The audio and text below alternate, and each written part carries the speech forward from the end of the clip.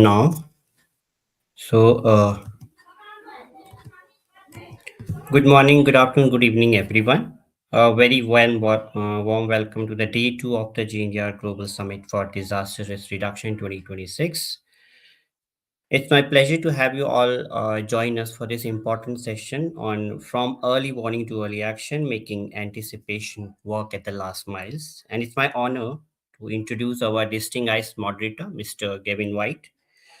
Mr. Gavin White is a thematic lead for partnership and marketplace at the Risk Informed Early Action Partnership REAP. In this role, he is responsible for supporting the partnership's early action partners to promote and exchange innovative anticipatory action solutions across the climate, humanitarian, and development communities.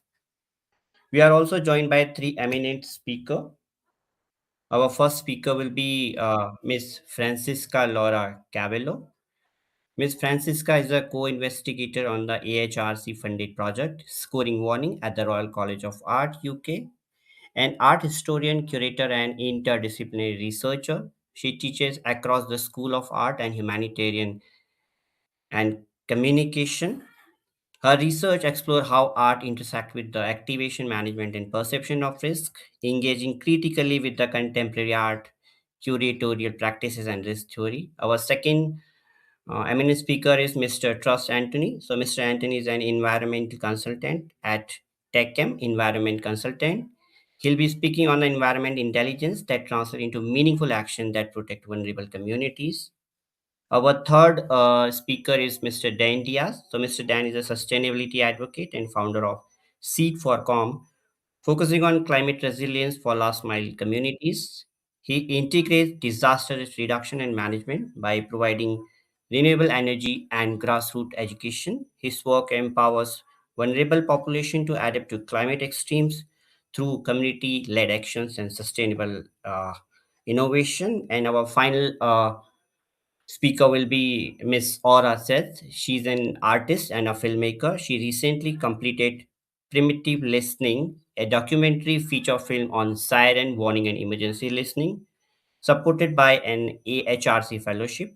The film had its world premium at MOAM Doc Fortnight, in the UK premium at Tate Modern, and the European premium at CPS Docs in Copenhagen, where it won the New Vision Award. So we are truly grateful to have such an accomplished panel with us today to discuss on the topic. So with that, now I would like to invite Mr. Gavin to kindly take the floor and lead us through the session. So thank you, and over to you, Mr. Gavin. Yeah, thank you very much, AJ. It's a really great honor to have such great speakers here. As you know, the purpose of this session is to look at how local actors transform early warnings, all the elements of early warnings, and make sure we can deliver action on the ground. So this is really meant to be for all the practitioners out there, people who work day in and day out on making sure that we can make people safer. But today we have a very nice mix of different perspectives on that. And it's all focused on how can we communicate differently. So I come from the Risk Informed Early Action Partnership, which is a very open, free space to discuss all aspects related to early warning and early action. So for us, this is a topic that's very close to our hearts and to our daily work. And just for all of you out there who do work on early warnings, what I'll say will not come as any news. But to get a good early warning out there, it takes a bit of a special blend of actions. We need to make sure that we get the right information. We have to make sure it's timely. We have to make sure that it's credible, that people actually believe the information that they're getting.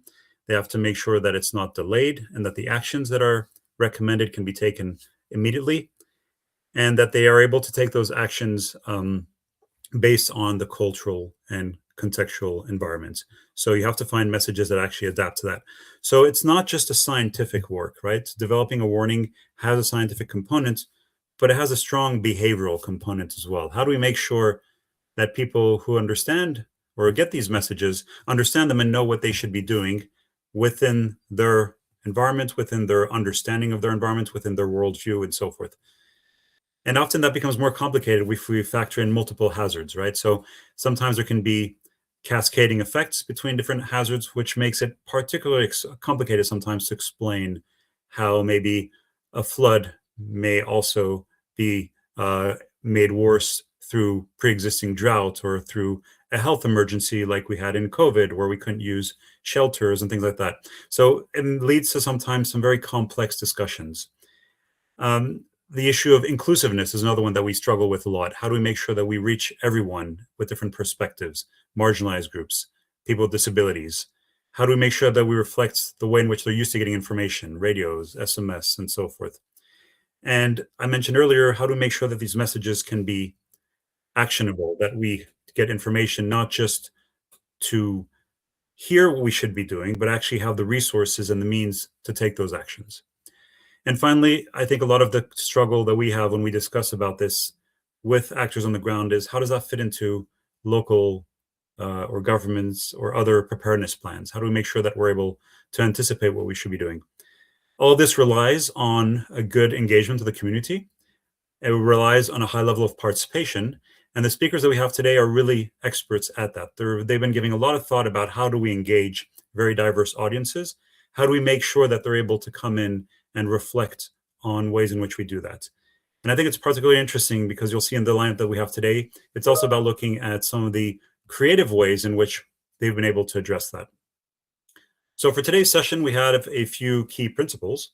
The first one is we want this discussion to be very participatory. We want a process of back and forth. We want this to be a co-creating space, and we want us to share collectively. So we want you to learn from the speakers. We want the speakers to learn from you. So we're going to have a lot of questions that you can ask the speakers, but the speakers will also be asking you. So we will be having a bit of this process of back and forth.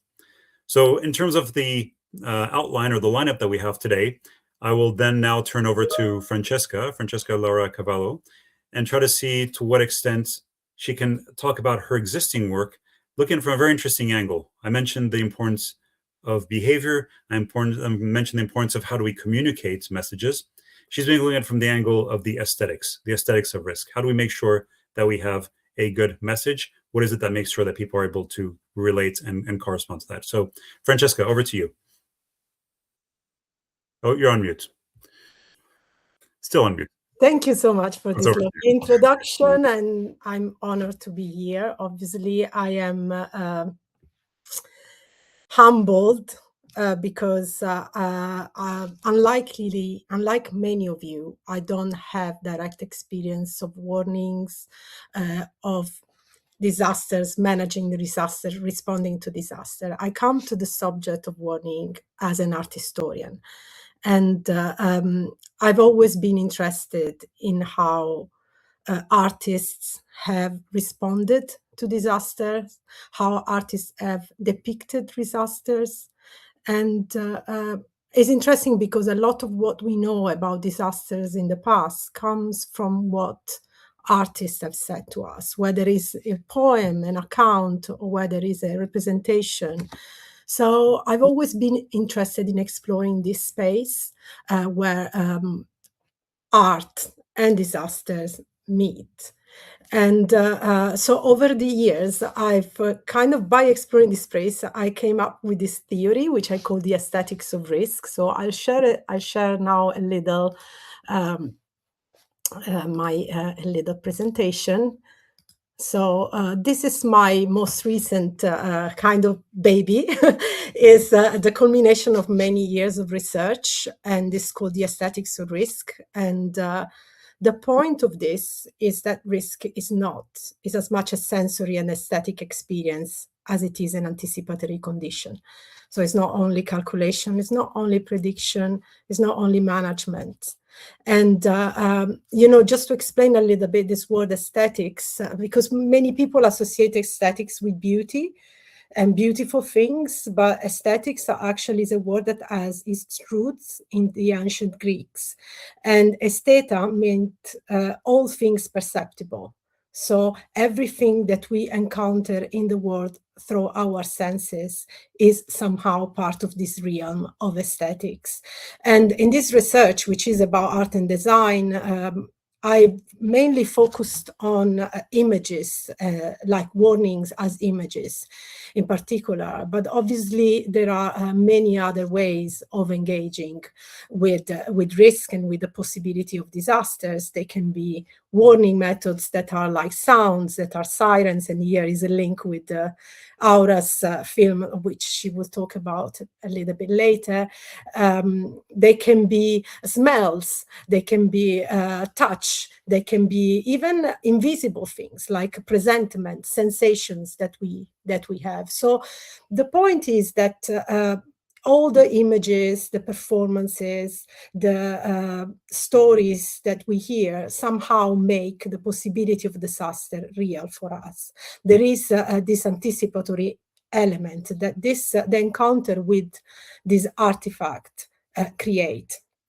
So that's a little bit more of my research. And then I became part of this project. We are trying to work together with disaster scholars, but mainly with people like you here at GNDR. Is fantastic for me because I've been trying to explore this space, and it's not very easy to find networks where this is possible, because obviously I come from a theoretical perspective, and being with you that you have direct experience for me is a great opportunity, and that's why I would love this session to be as participatory as possible, and I want to invite you to share your experiences. And to give you a little bit of a context, we are now working on this project called Scoring Warning, which is precisely about exploring methodologies of working together with, on one hand, warning scholars from the Warning Research Center at UCL and artists from the Royal College of Arts, where Aura and myself work, and also, of course, communities like GNDR, who is an official partner of our project. So this is, I know it's a lot of images here. This is a poster I did a while ago for a conference called Better Warnings for All. And it was a way for me to summarize a little bit the research I had done around warnings. And so I've grouped them in different ways. And let me see if I can zoom in. Yes, I can zoom in, luckily. And I can move. No, I can't. Okay. So if we... Okay, anyway. So you can see there are... there's no chance to go in detail about all these images, but I will show you one image in particular that for me is particularly significant. But to give you an overview of the ideas is the first kind of red idea is called cultivate your safety sense, and is about forms of sensoriality. Is the idea that warnings sometimes invite us to listen, to see, to engage with the world in a different way. So in this sense, we cultivate the idea of resilience, or the idea of risk perception is very much a sensorial one. The second one in yellow, I'm trying to make this smaller again, but I can't, sorry, is fear no more. And it looks at how fear has always been used in the past to warn people, to scare them off from things. It's still used today in cigarettes, horrible images on cigarette packages. Is it the right strategy? Is it a strategy that empowers communities to face disasters when they come? Maybe not. Another aspect is called make a recipe for every disaster, is about instructions and practices, anticipatory action, which are the ones that you are the expert on. I've been collecting many of those over the years, and I would love to know more about them, about the ones you are adopting. And finally, the future is only probable. And it's talking about predictive technologies, data visualization, and all these fantastic tools that technology has given us in order to identify the possibility of risk based on some form of evidence and numerical statistics. But I'm saying is only probable because sometimes I think we over-rely on statistics. We become very kind of obedience to something that is written in numbers, but very often numbers can be very well manipulated. So these are the kind of 4 insights, and the conclusion is, sorry, I don't know why I'm not able to kind of go to the next slide.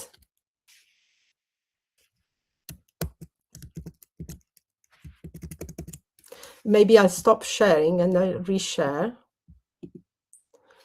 And I reshare.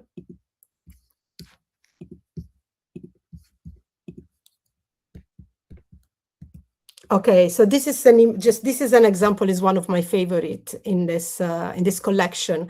Is a leaflet produced by the Instituto Socioambiental in Brazil, in the Amazon region. It was created by in collaboration with 4 indigenous communities. It's translated in 4 indigenous languages. It was for COVID. And something I want to point out about the way we engage with images is this the usage of the hand, that they are creating a little bit of a dome over the elderly person. So the hands that we have seen everywhere in COVID communication campaigns that invited us not to shake hands, not to touch each other here, or to wash our hands here, they've been used to kind of create a protective dome and to over a loved one. So very much it shows us how, when something is being developed by a community, with a community, there is a message that is much more powerful and also is very nuanced, is very much reflecting the value of a society, and therefore it creates, in my opinion, more of a trustworthy environment. So closing with this, I invite you all in the chat, if you have an image like this, for example, or a sound of a short text that best reflects your approach to disaster resilience, please share it with us in the chat. There is my email here as well. I will put it in the chat. Get in touch. We would love to hear from you and to get you involved somehow in this project. So thanks very much. Yeah, thank you so much, Francesca. That's exactly the idea. So Francesca has shared what she's done. Please do the same. Please share any kind of visual piece that you have. Again, the idea that I took away here is risk communication is also, or can also be, a sensorial experience, and it allows us to see reality from a different lens. So I think that's really something we can encourage. And a lot of you, I'm sure, out there have experiences, so please share that with us. I'll now turn to Trust Antony Chinyama. Sorry, I'm mispronouncing your family name. We're going to look more at like a hands-on perspective now, about a more holistic approach at community level.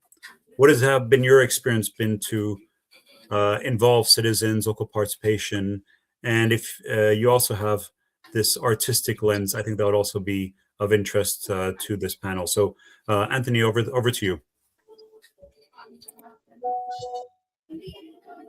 Okay, thank you very much for that, then. So on my side, we deal with community leaders on almost daily basis, if I can put it like that. So from the first thing that we do, depending on the development that is happening. So I think you will be able to see on my slide, you see that the first thing that we want to look at is when we are translating the climate risk data into a timely local action. So from a local perspective, one issue that we usually find is the issue of river siltation. And you find out that majority of that, it has to do with the illegal minings. So now, when you go there, community leaders, they're going into the river, they're extracting the sand. Now we need now to go and prevent the risk.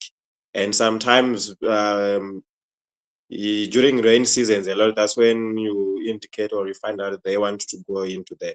So we usually track now towards the rainy seasons. We don't wait for them to start doing the illegal activities. But what we do first is we monitor. Then we do go into the communities now. So you see a lot of impacts that comes with the risk elements that are there, particularly on the data we have to collect, is where, particularly on the downhill parts, you discover that there are a lot of excessive sedimentation that comes there, or polluted water. Sometimes the truck that they are using on their own, they will break down during the extraction of the sand, and they will pollute the river. It will be grease, it will be oil, or sometimes even the actual fuel that is being used there. And it will lead now to situation of loss of aquatic life, where specific community members, they also rely with the aquatic life. If they are into fishing, then it means that they will not be able to have the fish because of the upstream uptake of river sand. So what we do now as a solution is we do go now to make sure that we have to restore the river and empowering the communities. How do we do that? So we do what we call hands-on approach. We promote the rehabilitation of riverbanks. So we go into the communities and then we talk with them. We go with the community leaders. We present and say, this is what we want to do. And so you find if it's in the rural areas, the first thing that we do is we seek permission first from the chiefs that are in charge, so that at least we cannot just go and speak with their communities without their consent. We have to first seek permission, get permission, and they will arrange in a community hall. We go and gather, is what we call public participation with them. So part of public participation now is to, first and foremost, we also need to translate that climate risk data into also a local action and into an empowerment drive to them. Then we say, okay, there are legal ways that they can continue to make a living.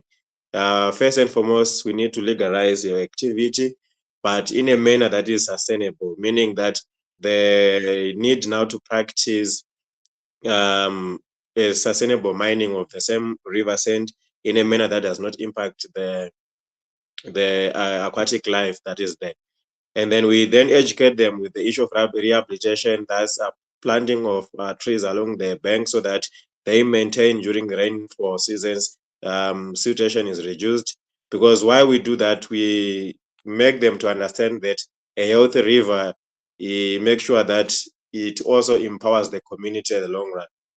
And the most of the things that we now face within the communities, or the type of questions that some of them now they'll be wondering, like why is the river is so dirty to them. Now when you try to indicate that in the long run, the moment that they are taking the, maybe it might be the grass or the weed that is actually filtering the water itself, it means that each and every time when they see it is clean, is because there's water filtration that is occurring. So when they take away, it means that the river itself, it becomes dirty to them. And then some, you find that they would want to know, how is it illegal mining, or how is it regarded as legal mining, and how also is it harming them. So during those community sessions, now we will also allow to engage with them. We will allow them also to ask questions, and then now we walk through and educate them to say, when you practice illegal mining, it means that it's uncontrollable, number one, and they run a risk of floods during heavy rains. It means that the riverbanks or the trees that were cut down during the illegal mining, it means that it poses great risk of floods towards the community itself. And then the rivers, also the river channels, they will change, meaning that there is a high chance of, if maybe the river was flowing throughout the year, then now the chances, because there's high sediment or high sand, it means that the water that was accessible for the animals that are drinking there, it means that it's going to have a risk. And some now after that, they will ask, how can we stop that? How can we protect the rivers themselves? Then that's where we start educating them about the siltation and the pollution, how mining activities on their own, they cause the erosion and the sediments in the river, the health risk that comes along the dirty waters, how it affects their impacts, their health, and also the health to the wildlife, and how the positive thing of stopping illegal mining, how it is that is going to impact the community. So both of these things now we apply them in different ways. We do send what we call in newspapers as well. So we will check, okay, what is the dominant language that is being spoken in the community? One of them will be universal, which will be English. And then the second language, when we are publishing in form of a newspaper advert, just to also allow the community to understand, then we'll publish it in a community language that everyone will be able to read, so that we'll make sure that everyone have understood. Then the other thing, what we'll do is when the chief is speaking, so we will also go through with the chief, and then the chief will also be as part of our ambassador as well, so that he can also inform his people on the dangers and how best they can, instead of having maybe it's one person that was mining at a specific area, it can be increased to become community-led initiative to say, okay, let's identify an area which we can utilize to mine, and then we educate them. So since we are environmental, also we will come and then develop what we call environmental management plans for them, and rehabilitation plan as well, so that at the end of the day, they will also protect and we reduce the risk of river infiltration, Thank health you. risk, and everything. Thank you. Thank you. Yeah, Antony, that was a really interesting kind of concrete application on the ground. So I really like the mix between like the theoretical kind of how do we get the academic know-how to design better projects, and then the concrete challenges that you face on the ground with a very specific issue. So I think that's a nice kind of complementary balance. I did see a first a question in the Q&A section. Actually, I see there are two now. So I'll ask the panelists as they go through, maybe to start seeing if any of those they have any thoughts. So looking across the above the chat function, you'll see a little tab called polls, another one called questions and answers Q&A. So we will continue to have this back and forth. And same thing, Antony, if there's anything that you want to ask the audience as well, because I think this is, again, an interesting way in which you're using different ways to communicate messages. And talking of communicating messages, that's our third speaker today. We'll provide a different perspective, this time from the Philippines. So I'll hand over now to Dan, who's been working with many mountain communities, among others, and similarly to our first two speakers, is also reflected on the use of arts when we're trying to communicate risk and communicate warnings. Dan, over to you.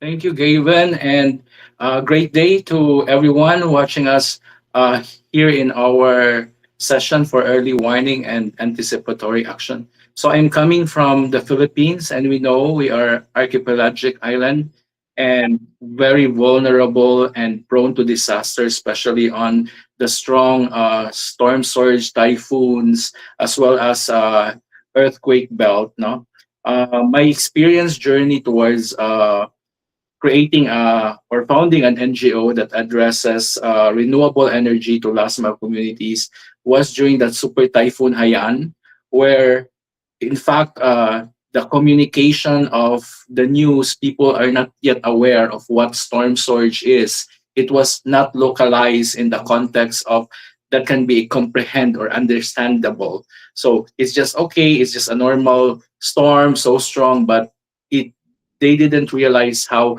uh, how storm surge would actually impact uh, coastal communities, and we know that it had reached to over 6,000 deaths all over the Visayas, and even after that, we have the super typhoon right now in on the average like 5 super typhoon in a year. And just recently here in Cebu, even though it was not a super typhoon, but because of the flood control, the government put a lot of infrastructure, neglecting nature based solutions, plus the other cause of disaster is corruption. So it really had also caused a lot of lives in terms of the overflow of the river, and villages along the river there, the water rise up like a flash flood towards the second floor. So that's also an alarming in a sense, no?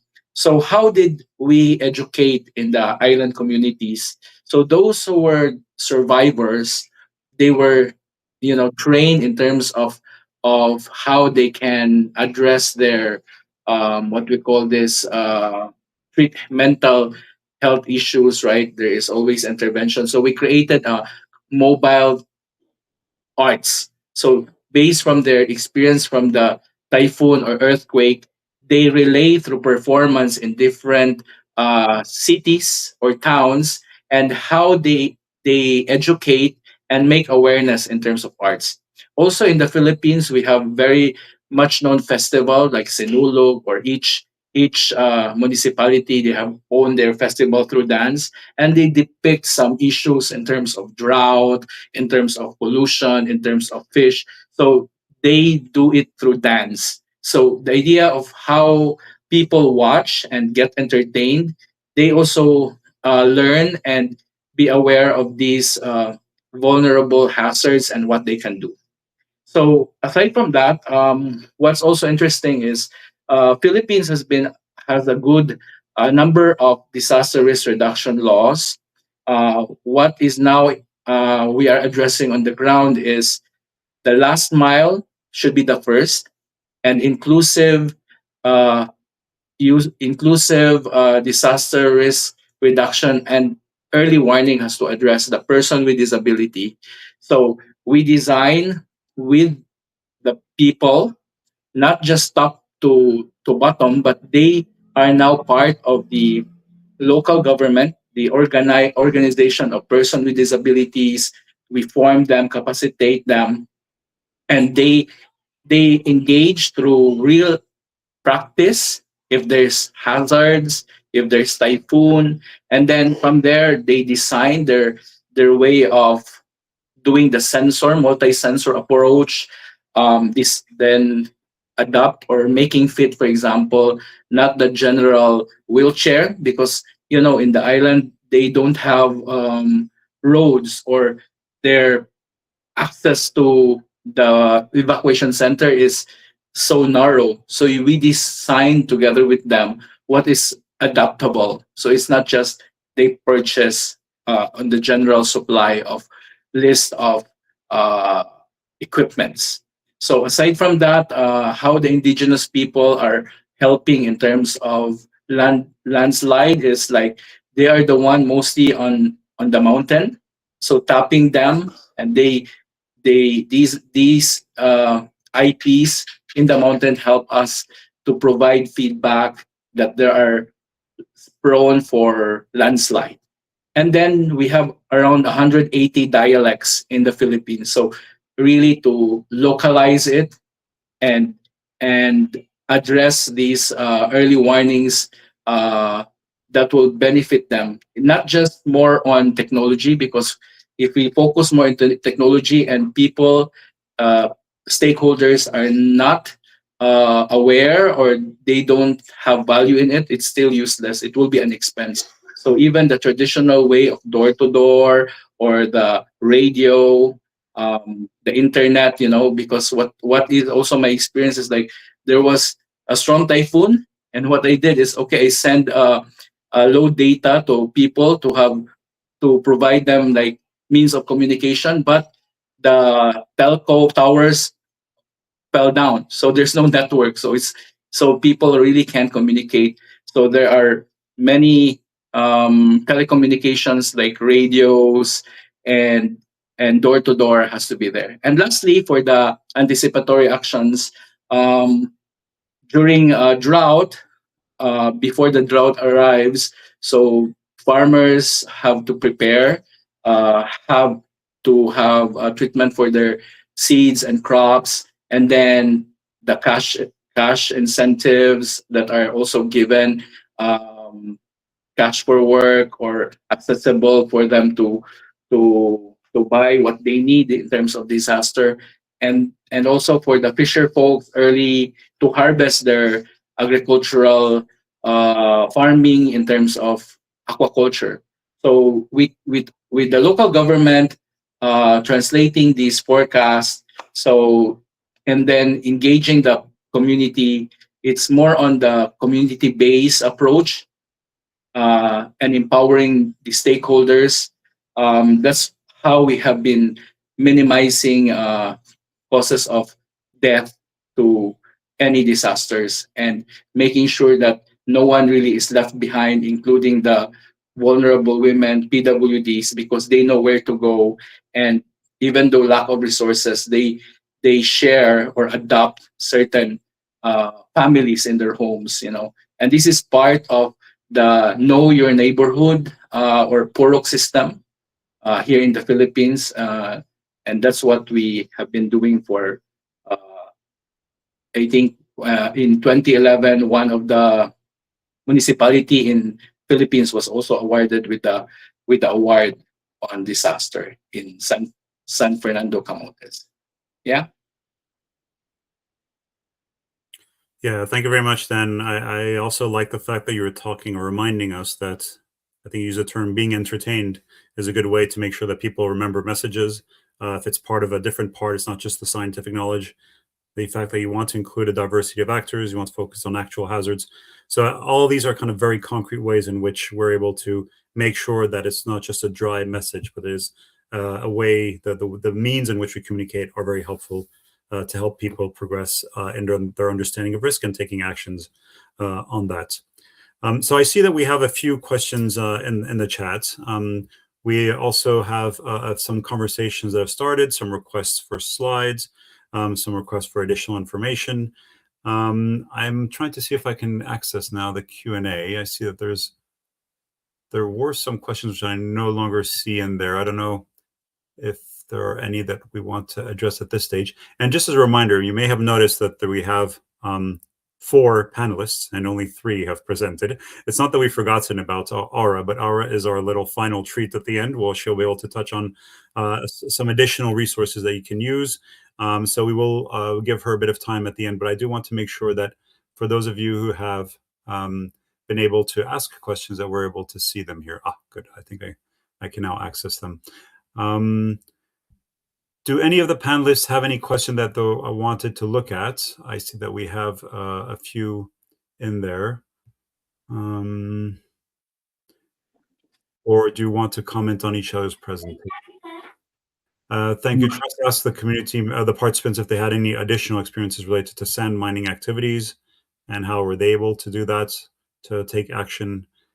Asma asked if we see that early warning systems are technically sound, but early action still doesn't happen at the last mile. So what are the most critical non-technical barriers and how can local actors realistically overcome them? I feel that's a question both for the panelists and for the audience as well. So that barrier into like designing early warning systems and yet nothing happens at the end. I'll ask that question a slightly different way. Has there been ways in which we've been able to see ways in which we can communicate differently? I see Francesca already has her finger up. Do you want to come in? I just wanted to say something a little bit about this question of communication and the barriers. There were some comments about like trust and issues and the role of art or creativity, etc. Even in the example that Dan was presenting and Antony trust as well. It's like, I think it's not just about communication, but it's about risk knowledge. And that's something that also came up in some of the presentation yesterday. So it's like, I think what Dan, for example, was describing, it was a moment in which the survivor of a previous disaster, they are reenacting what has happened with the local community. In this moment, I don't think they are communicating necessarily. They are co-creating knowledge with the community. And I think that's slightly different. And I think if you bridge this gap, because you create the space for the co-creation of knowledge, we're not talking about like co-creation of art, but co-creation of knowledge, that's what bridges this kind of huge separation of trust that is between the expert that come and they tell you this is what you need to do, and the communities. And I really love the example of dance, because dance is something that you learn not necessarily by being told what to do. One of the questions that we have experienced a lot is this question of commanding imperative tones that tells you what to do. And when we dance, when we learn to dance together, we follow the music. We don't do, or like, if it's happened to you, there are some kind of, especially in the 1980s, those kind of dance that they tell you, now jump, now this, and they, many of us find them kind of, irritating, because we don't want to be told what to do.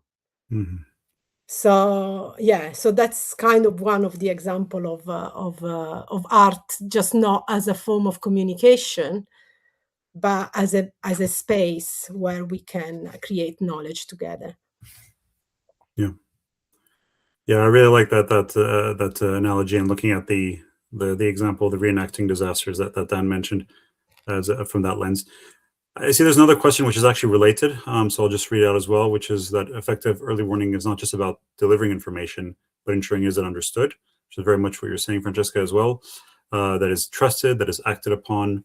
So in your experience, what approaches have been most successful in translating risk information into messages that communities not only receive, but believe and act on, particularly in contexts where trust is low or misinformation is high? Don't know if anyone wants to jump in on that. In our experience here, Gavin, in the Philippines, we have institutionalized it in the school. So there is a disaster risk reduction officer per school, and then they are the one who educate, do activity, and even every year there is 4 times there is a drill on earthquakes, and once a year for prone to tsunami or storm surge. So the students are now equipped, and in the island, remote island in part of the Visayas in central Philippines, when the announcements of the local government to evacuate, their parents don't want to evacuate, but because the kids are crying and they want to leave the island, so eventually the whole family left the island for into the mainland to prevent death. So that's what one of our experience here in the educational system, and also because of the police, there is also local presence of police. So they are the one roving around and making really people do for the forced evacuations. So they also comply, and at least with all the experiences in the Philippines, people now very very responsive, and sometimes they complain. They say the forecast was a storm surge, but the next day they complain because the normal weather. So sometimes they complain with that, but the point is we're safe, right? So that's our experience here. Yeah, thanks, Dan. Again, it's very helpful, especially perhaps from my perspective, where I come from an organization that's based in Geneva and looks at these issues from a global perspective. Bring it down to the local ways in which you solve these issues, down to the school level, down to the household level, where it is ultimately about children convincing parents to take an action. I think speaks much more to how we can see this in practice. I'm conscious of time, so I will hand over now to Aura, because I want her to kind of present some of the stuff that she has been working on, which is again very relevant to the common theme that we had here about these innovative ways of communicating. So Aura, over to you. Thank you so much. I'm very honored to be here with Francesca. I'm not going to talk too long, because really what I'd like to do is use this as a stepping stone towards our collaboration with GNDR. So as Francesca mentioned, I'm part of the Scoring Warnings team. We're hosted at the Royal College Art, funded by the Arts and Humanities Research Council in the UK. But GNDR is one of our partners, and as a kind of collaboration and dialogue that we would like to evolve, we are planning, I will be the main person that will be liaising on making or co-creating a film together with members of GNDR. And we're especially keen to familiarize ourselves with best practice, a focus on the aesthetics, as Francesca mentioned. So if you have visual or sonic materials that you could share with us, this is very inspiring and interesting. The example Dann Diez gave of the schools providing drills and for earthquakes, that kind of material would be really relevant and interesting. And once the film is completed, the idea is that it will be available to GNDR members to use as a tool for dissemination, amplification, information, good practice, evidence that you could bring to summits or within consultation contexts, or as a case study for a specific local community, and it can be distributed online and elsewhere. And this little image here, and I've also put it in the chat, this is a short film that I made together with a musician, Haromana Horo, who's a Maori specialist in taonga puro, traditional instruments, and Erin Matariki Carr, who's a legal scholar and Indigenous activist, both based in Aotearoa, New Zealand. So we're sharing this film for you to enjoy in your own time if you copy and paste the Vimeo link and the password. And thank you so much for listening. Yeah, thanks a lot. And I saw, Ray, I think you also copied it in the chat function, right? So people can go straight to that link, use the password, and look at that, with the offer that the same thing, that you're reaching out to others who may have other experiences as well. This is really meant to be a space to share resources. I think this is an amazing way to kind of communicate, having different resources. So I'll give our last chance to our speakers, just a final comment if they want, just on what we've discussed so far, maybe one thing that take away in terms of potential areas of collaboration. Again, this is a GNDR summit. This is meant to bring over 2,000 organizations who have common areas of work together. Just to say maybe one last thing for encouraging this collaboration. I'll start with you, Francesca, because I have you in front of me on my screen. Yes, I think my reflection for this, for a part of the immense gratitude and respect that I have for all the experiences I've been listening this today. I've been thinking a lot about resilience and how resilience has been framed over this context, and I would like the idea that resilience, in a way, is a bit of an art. It doesn't have science. There's not a science of resilience. It's very much about finding a balance that changes all the time. And therefore, it requires this kind of very unique state of mind and body to be strong. And is an art, is not a science. Mm-hmm. That's what I learned. Yeah, I think that's a very concise way of putting it. And I think it's good because it's very much in line with what we discussed related to all these behavioral components. You can have the perfect messaging, but if it's not going to resonate with people, it's not going to be able to be utilized. Trust Antony, can I turn over to you? Any thoughts from your side as to maybe how you take this process forward for the GNDR community?